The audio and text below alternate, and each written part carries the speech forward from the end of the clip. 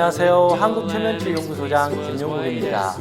여러분은 죽을 만큼 힘들 때 어떻게 하시나요? 정말로 예기치 않게 내가 열심히 공부했는데 수능에 떨어졌어요. 시험에 떨어졌어요. 번번이 취직이 안 돼가지고 계속 지금 백수 생활을 하고 있어요. 믿었던 친구한테 전 재산을 다 사기를 당했어요. 사랑했던 사람이 바람을 폈어요. 남편이 불륜을 저질렀어요. 믿었던 자식이 나를 크게 상처를 줬어요. 인간관계에서도 죽을 만큼 모함을 받아가지고 완전 인간 쓰레기가 되어버렸어요. 내 삶을 다 잃어버렸어요. 그런 순간들이 우리는 찾아오잖아요. 그럴 때 우리는 어떻게 하게 되나요? 너무나도 괴롭잖아요. 화가 나잖아요. 복수하고 싶잖아요. 내 자신이 한없이 밉잖아요. 그래서 내 삶을 파괴시키기도 합니다. 이제 희망이 없어지면서 우울해집니다. 이제는 불안해가지고 이제는 의지가 생기지 않습니다. 무기력증에 빠져버립니다. 밖에 사람도 만나지 않고 밖에 나가지도 않고 집에서 하루 종일 은둔형 외톨이처럼 살아버립니다. 항상 부정적인 생각을 하면서 세상을, 내 자신을, 나를 힘들게 한 이 모든 것을 한탄하면서 이렇게 우울하게 불안한 채로 살아가는 경우가 많이 있습니다. 인간이기 때문에 죽을 만큼 힘드는 안 좋은 일이 생기게 되면 가장 먼저 하는 게 결국은 좌절을 할 수밖에 없습니다. 희망을 잃어버리고 우울해지고 부정적으로 빠지게 됩니다. 그건 누구나가 그렇게 하는데 이것은 아주 위험하다라는 것입니다. 그런 힘든 일이 생길 때 우리가 제일 많이 하는 무의식적인 어떤 심리적인 반응은 결국 회피입니다. 도망가고 싶은 거죠. 외면하고 싶은 거죠. 모른 척 하고 싶은 거죠. 숨어버리고 싶다라는 거죠. 이거를 회피라고 하는데 우리가 회피를 하면 할수록 계속 회피하고 싶잖아요. 도망가고 싶잖아요. 안 보고 싶잖아요. 안 듣고 싶잖아요. 안 느끼고 싶잖아요. 그래서 우리는 숨게 돼버리는데 회피하면 할수록 어떻게 될까요? 뭐가 커질까요? 이 두 단어가 뭘까요? 고통이 커집니다. 현대 심리학에 있어서 가장 중요한 개념, 심리학에서 중요한 것은 한 개인의 어떤 정신적인 건강, 즉 행복을 가장 중요하게 여깁니다. 그런데 현대 심리학에 있어서 이 행복에 있어서 절대적인 조건 중에 하나가 뭐였냐? 꼭 돈도 아니고 명예도 아니고 권력도 아니고 수많은 사람들과 같이 웃으면서 이야기하는 거, 꼭 그것도 있지만 그것보다 더 중요한 것 중에 하나가 있었다. 바로 그것은 수용입니다. 그래서 이 수용을 하게 돼버리면 더 이상 이 회피를 하지 않게 된다. 제가 말씀드렸잖아요.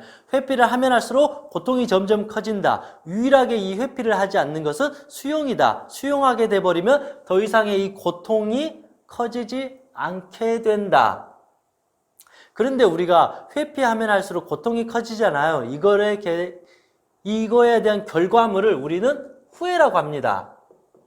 이제 회피를 하니까 고통이 점점 커지잖아요. 이거에 대한 결과가 이제 후회하는 거죠. 내가 그때 왜 이렇게 엄마를 미워했지? 왜 내가 친구한테 그렇게 화내고 욕하고 약한 친구를 괴롭혔을까? 그때 내가 정신 차려서 공부 좀 할 걸. 내가 왜 학창 시절부터 불량 청소년이 되고 친구들과 술 먹고 담배 피고 나쁜 짓을 했는지, 내가 왜 저 사랑하는 사람한테 상처를 줬는지, 내가 좀 더 그때 열심히 해가지고 정신을 차릴 걸. 뭐 이런 식으로 이 과거를 우리가 후회하잖아요. 결국 우리가 후회한다는 것은 그때 내가 회피했다. 그때 정신을 차리고 이 삶을 수용을 했어야 됐다라는 것입니다. 이렇게 이제 해석을 해볼 수 있는 거죠. 그때 내가 수능에 떨어졌을 때 막 좌절한 게 아니라 좀 더 힘을 내가지고 내가 재수를 해서 더 열심히 할 걸. 그렇게 했으면 훨씬 더 좋았을 텐데 삶을 수용했다라는 것이죠. 우리 엄마 아빠는 저런 삶이구나. 이미 우리 엄마 아빠는 쉽지가 않구나. 바꾸기가. 그럼 나라도 정신 차려서 열심히 내 삶을 멋있게 만들어야 되겠구나. 이렇게 이 삶을 수용하면서 나를 크게 받아들이게 된다라는 것이죠. 근데 회피를 하면 할수록 결국은 회피라는 것은 이 불이 나는 것을 수수방관하는 것과 같다. 근데 이 수용을 하고 받아들이면 여기가 불이 났구나. 그러면 내가 힘들더라도 고통스럽더라도 이 삶을 받아들이면서 이 불을 꺼야 되겠구나. 그렇게 하루하루 열심히 묵묵히 이렇게 불을 끄다 보니까 언젠가는 이 큰 산에 있는 큰 불도 꺼지게 되었다. 그런데 불이 나고 있는데 무서워 이렇게 회피하고 숨어버리면 불이 점점 커지면서 결국 그 불이 나까지도 태워버리게 된다라는 것입니다. 그래서 이 수용이라는 것은 나는 절망적이야, 난 바보야 이런 게 아니라 지금의 사실이, 현실이 이렇게 되었구나. 그래서 내가 지금 현재 이 현실적으로 봤을 때, 이성적으로 봤을 때 어떻게 해야 될 것인지. 불이 났구나. 불을 꺼야지. 고통스럽더라도. 그렇게 끄다 보니까 불이 다 꺼지고 결국은 이 산에서도 나무가 다시 살아나고 이제 열매가 맺으면서 이 풍성한 아름다운 산이 된다라는 것입니다. 그래서 이 회피하면 할수록 고통이 생기는 거고, 이 어떤 두려운 순간, 죽을 만큼 힘들 때 이 수용을 하게 되면 이 더 이상의 고통이 커지지 않게 된다. 그 순간이 우리가 이제 그 전화이복이 된다라는 거죠. 지금의 이 어떤 힘든 어떤 이 위기는 결국 나중에 기회가 될 수밖에 없다라는 것입니다.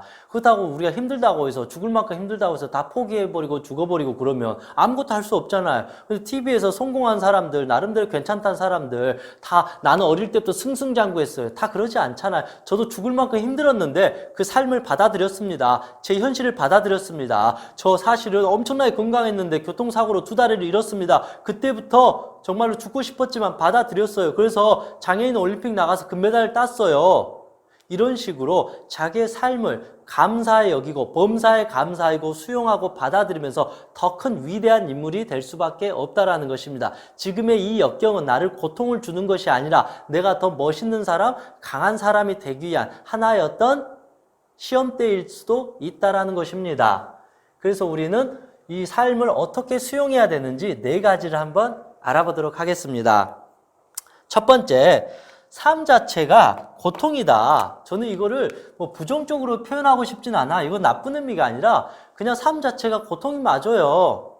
이렇게 말하면 어떻게 돼요, 여러분? 목이 아파요. 그리고 이렇게 말 열심히 하고 나면 이제 배가 고파요. 이것도 고통이에요. 제가 일을 안 하면 먹을 거리가 없어져요. 굶어 죽어요. 그래서 아침에 일찍 일어나서 또 옷도 입고 세수도 하고 머리도 감고 이렇게 강의도 하고 글도 쓰고 이렇게 다 여러분들도 그렇게 다 살아가야 된다는 거죠. 이 삶이라는 자체가 이렇게 괴롭다 그런 게 아니라 모든 인간은 다 이런 이 고통스러운 이 삶 속에서 살아갈 수밖에 없다. 근데 유일하게 이 고통을 종식시키는 것이 결국은 삶에 대한 수용이다. 그냥 만족하고 받아들여야 된다. 또 하나는 이 삶이란 것 자체가 나를 괴롭게 하는 게 아니라 더 중요한 건 뭐냐면 내가 이 삶을 어떻게 받아들이냐가 너무너무 중요하다라는 것이죠. 이 생각의 차이, 관점의 차이인 것 같아요.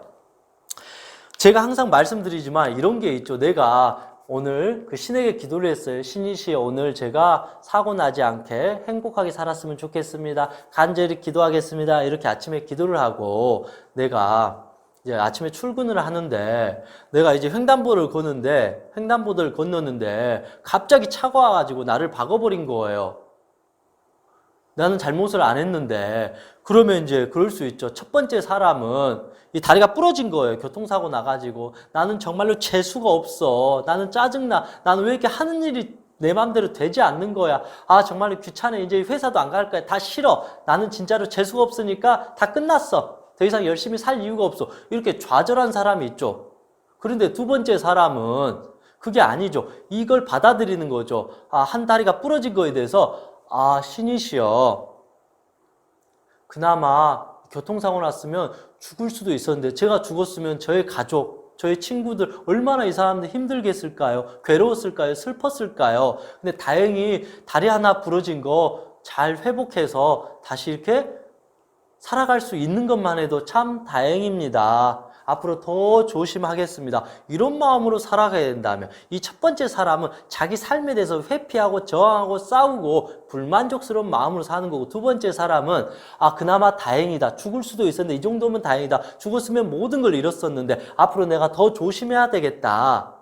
돌다리도 두들겨 하면서 건너야 되겠다. 이런 삶의 교훈을 얻게 되면 이 사람은 훨씬 더 감사하는 마음으로, 즐거운 마음으로 기쁘게 산다는 거죠. 제가 말씀드린 건 그런 겁니다. 이 삶이라는 건 우리에게 주어진 이 고통이라는 것이 꼭 진정한 고통이 아니라 이 고통도 내가 어떻게 바라보느냐에 따라서 다르다. 이거를 나쁘게 바라버리면 점점 이게 재수가 없이 머피의 법칙처럼 꼬이게 되는 거고, 이거 좀만 더 관점을 좋게 생각하면 위대한 사람이 될 수 있다. 시험에 떨어진다고 해서 포기해가지고 우울증에 걸려서 패배자가 되는 사람도 있겠지만 수능에 떨어지고 나서 1년만 더 열심히 하자. 내가 좀 노력이 부족했다. 1년 동안 열심히 해서 명문대를 들어갈 수 있다는 것입니다.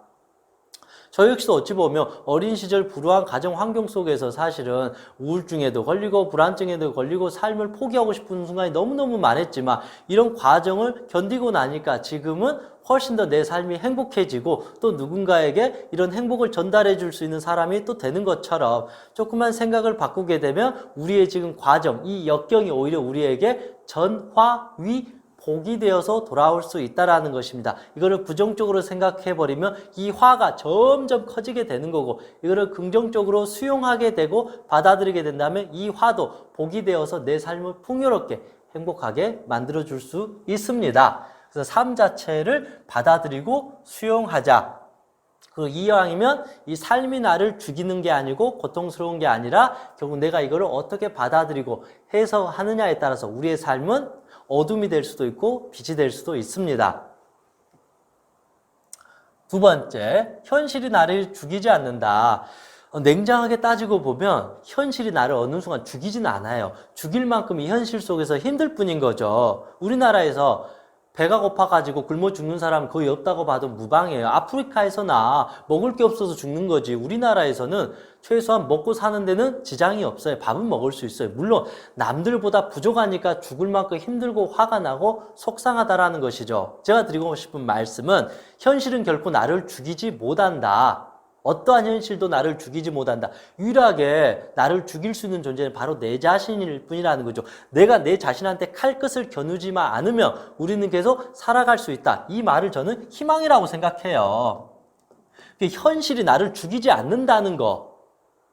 이게 어찌 보면 우리에게 희망이라는 거죠. 근데 우리는 현실이 나를 죽였다. 그래서 내가 죽어야 된다. 난 아무것도 안 해야 된다. 이런 논리가 되는데 현실은 나를 죽이지 않아요. 이 힘든 현실은 오히려 더 나를 죽이는 게 아니라 더 강하게 만들어요. 이 힘든 현실 속에서 우리는 살아가야 되고 일어나야 되니까 내가 나를 죽이지 않고 내가 내 자신한테 칼끝을 겨누지 않는 이상 우리는 다시 일어서서 살아갈 수 있고 우리의 현재와 미래를 바꿀 수 있는 지금 시간의 주인이다. 우리가 삶의 주인이다. 이 사실 항상 명심해야 된다는 것입니다. 그게 결국은 수용이 됩니다. 현실을 수용하게 되면 이 현실 속에서 눈을 감는 게 아니라 내가 수능에 떨어졌구나. 내가 어린 시절 이런 힘든 환경 속에 살았구나. 내가 왕따로 인해서 너무나도 고통받았구나. 이제는 내가 정말 두 번 다시 사람들이 함부로 날 대하지 않도록 힘을 기를 거야. 열심히 일해서 돈을 많이 벌 거야. 못난 사람이 되지 않을 거야. 공부 열심히 할 거야. 운동 열심히 할 거야. 이런 심리 공부해서 내 멘탈 관리 잘 할 거야.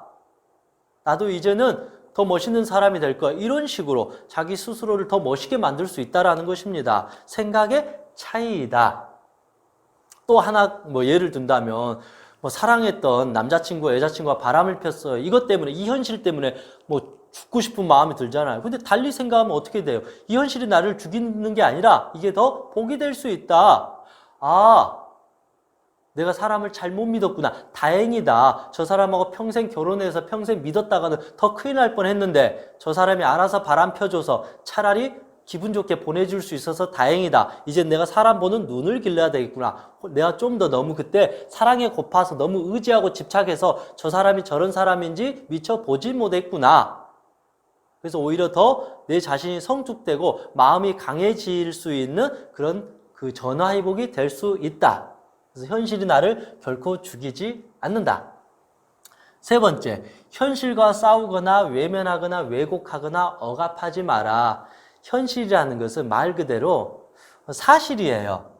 여러분, 이 세상에서 제일 중요한 거는 사실이잖아요. 있는 그대로 보는 거잖아요. 이거를 굳이 좋게 볼 필요도 없고 이거를 굳이 나쁘게 볼 필요가 없어요. 이거를 그냥 너무 좋게 보려고 하면 우리는 이 마약에 취한 것처럼 이건 긍정적인 게 아니에요. 이거를 나쁘게 보는 것은 이것도 아주 위험한 거죠. 부정적으로 보는 거니까. 이 세상에서 사실은 진정한 긍정이라는 건 어떤 거냐면 사실을 말해요. 사실.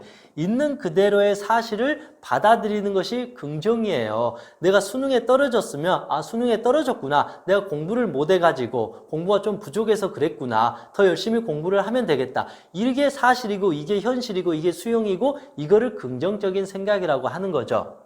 그래서 더 이상 이 현실 속에서 나를 비난하고 싸우고 저항하고 왜곡하려고 하는 게 아니라 그냥 눈앞에 주어진 사실을 그대로 받아들인다는 거죠. 그러면 더 이상 막 괴로워하고 막 울어야 되고 막 죽을 만큼 힘들어하지 않는 거죠. 아, 나에게 이런 일이 벌어졌구나. 아, 여기에 불이 났구나. 빨리 이 불을 꺼야 되겠구나. 이게 사실인 거죠. 아, 내 집에 지금 물이 차오르고 있구나. 그럼 빨리 이 물을 해야 되는 거죠. 내 집이 창문이 깨졌구나. 그러면 창문을 다시 새로 갈아야 된다는 거죠. 아, 내 몸이 안 좋다. 그럼 빨리 병원 가서 치료를 받아야 된다는 거죠. 이런 어떤 현실 속에서 내 자신을 수용하면서 살아가야 된다는 거죠. 이 수용을 하면 있는 그대로의 사실을 인정하게 돼요. 그러면 있는 그대로의 사실이 보이니까 여기서 무엇을 어떻게 해야 될지 정확하게 보인다라는 것이죠. 근데 현실과 싸우려고 하면 이제 화난 괴물처럼 보이니까 눈앞에 뵈는 게 없어요. 들리는 게 없어요. 잘 느껴지지 않으니까 사고를 치게 되고 엉뚱한 생각을 하게 되고 잘못된 그릇된 행동을 하게 되고 이 생각이 꼬이게 되고 망상에 빠지게 되고 그러면서 이 현실 속에서 점점 이상한 사람이 되어버릴 수밖에 없습니다. 네 번째, 다람쥐처럼 살자. 이렇게 생각할 수 있습니다. 다람쥐는 산에 도토리가 없다고 해서 좌절하지 않습니다. 그렇잖아요. 살다 보면 그 등산객들이 도토리 다 주워가 버리면 아, 등산객들이 도토리를 다 주워갔으니까 나는 이제 굶어 죽어야 돼. 난 아무것도 할 수 없어. 과연 다람쥐가 그런 생각하면서 인간들처럼 우울증에 빠질까요? 그게 아니라는 거죠. 이 산에 도토리가 없으면 저 산으로 가서 도토리를 찾아오는 거죠. 설령 세찬 겨울일지라도 그 춥다고 해서 숨는 게 아니라 살기 위해서 이 산 저 산 겨울이든 여름이든 어떠한 상황에 환경에 구애받지 않고 자기의 생존을 위해서 묵묵히 최선을 다한다는 거죠. 이게 어떤 동물이 갖고 있는 가장 아름다운 생존을 위한 수용이라는 것이죠. 근데 인간은 이런 환경이 조금만 안 좋아 버리면 좌절하고 절망하고 부정적으로 빠지는 경우가 있습니다. 그렇게 따지고 보면 저도 어쩔 때는 이 다람쥐보다 못한 인생을 사는 경우가 많이 있었던 것 같아요. 그래서 항상 이렇게 우리가 어떤 환경일지라도 최선을 다해서 자기의 생존을 위해서 열심히 살다 보면 그게 또 행복이 된다. 그래서 이 다람쥐 입장에서 그렇잖아요. 다람쥐가 수북이 쌓여 있다고 해서 그 다람쥐가 과연 행복할까 제가 생각해 봤어요. 그거는 다람쥐가 아니라 그냥 돼지예요. 다람쥐가 아닌 거죠. 자기의 생존 자체, 자기의 존재 자체를 잃어버린 것과 같습니다.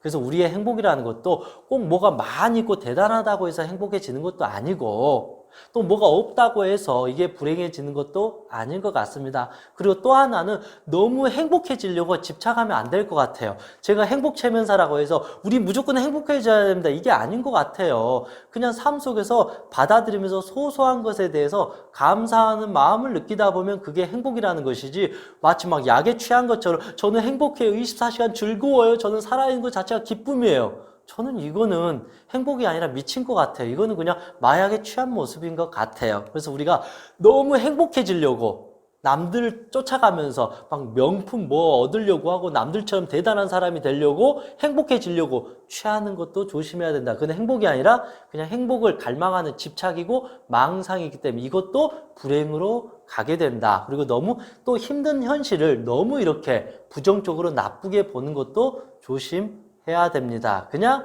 있는 그대로의 삶을 받아들이게 되면 이 삶 속에서도 때로는 부족한 이 삶 속에서도 작은 행복을 느낄 수 있습니다. 이런 과정이 쌓이다가 우리는 행복이라는 이게 만들어지는 것이지 어떤 물질이든 어떤 내가 원하는 게 내 안으로 들어온다고 해서 이게 행복이 되는 게 아닙니다. 왜냐하면 언젠간 돈도 없어지고 사람도 없어지고 건강도 없어지고 우리는 언젠간 죽게 됩니다. 어떤 결과가 있어야지 행복해지는 게 아니라 이 삶 속에서 주어진 환경 속에서 묵묵히 열심히 해서 다람쥐 하나 이제 도토리 하나 구해가지고 맛있게 먹으면서 기쁨을 느끼고 또 열심히 산으로 가가지고 또 이 산에서 도토리 하나 구해서 하니까 너무 기쁜 거죠. 이 도토리를 2개를 얻어가지고 하나를 내 가족들에게 주고 이런 식으로 이 소소한 삶에 대한 감사, 수용, 받아들임이 이 행복으로 가는 첫 번째 지름길이 아닌가. 저는 그런 생각을 해봅니다. 그래서 죽을 만큼 힘들 때 우리는 받아들이게 되면 죽지 않는다. 오히려 더 마음이 평온해지면서 다시 작은 행복을 찾기 위한 그 시작을 우리는 할 수 있다. 저는 그런 생각을 합니다. 이상 행복되면서 송명이었습니다. 수고하셨습니다.